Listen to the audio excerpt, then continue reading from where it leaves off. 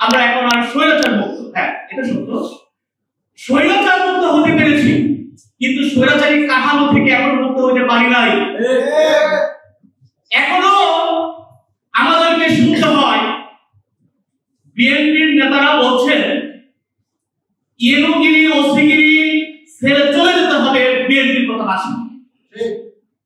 মানে বিএনপির কথা শুনতে হবে, নয়তো ওসিগিরি ইয়েনুগিরি ছেড়ে চলে যেতে হবে। এটা তো স্বৈরাচারী কথাবার্তা, এটা তো হাসিনা মার্কার কথাবার্তা। আবার বিএনপির আরেক নেতা শামসুজ্জামান দুরু ভাই বললেন যে প্রস্তাব করে যত রাজনৈতিক দল আছে সবাইকে প্রস্তাব করে বঙ্গোপসাগরে ভাসিয়ে দিতে পারবে না। এগুলো তো হাসিনা মার্কার কথা।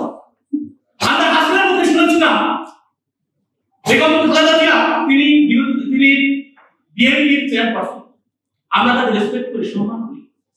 কিন্তু শেখ হাসিনা যখন বলেছিলেন যে এই খালেদা জিয়াকে পদ্মা সেতু থেকে টুস করে ফেলে দিলেন, ওই ডক্টর ইউনূসকে পদ্মা সেতু থেকে টুস করে ফেলে দিতে পারবেন, আমরা সেটা প্রতিবাদ করেছিলাম। এটা তো কোনো রাষ্ট্র প্রধান, এটা তো কোনো সরকার প্রধানের ল্যাঙ্গুয়েজ হতে পারে না। কিন্তু আজকে আমরা দেখতে পাচ্ছি বিএনপির নেতারা তারা সেই হাসিনা মার্কার কথাবার্তা বলছেন।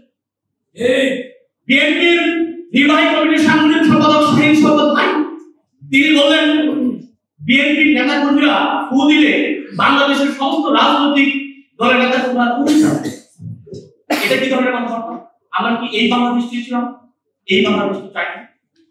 তাহলে আমরা এখনো দেখতে পাচ্ছি, আমি যেটা বলছি স্বৈরাচার মুক্ত হাসিনা মুক্ত হতে পারছি, কিন্তু স্বৈরাচার কাঠামো মুক্ত আমরা এখন হতে পারি নাই।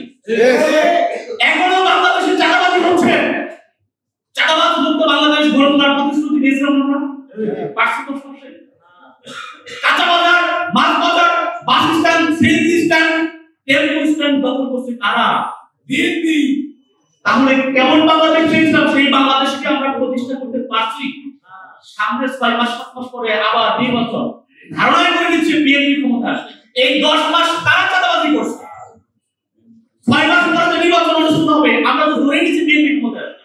তাহলে বিএনপি ক্ষমতায় আসলে কি চাঁদাবাজ মুক্ত বাংলাদেশ করতে পারবো আমরা?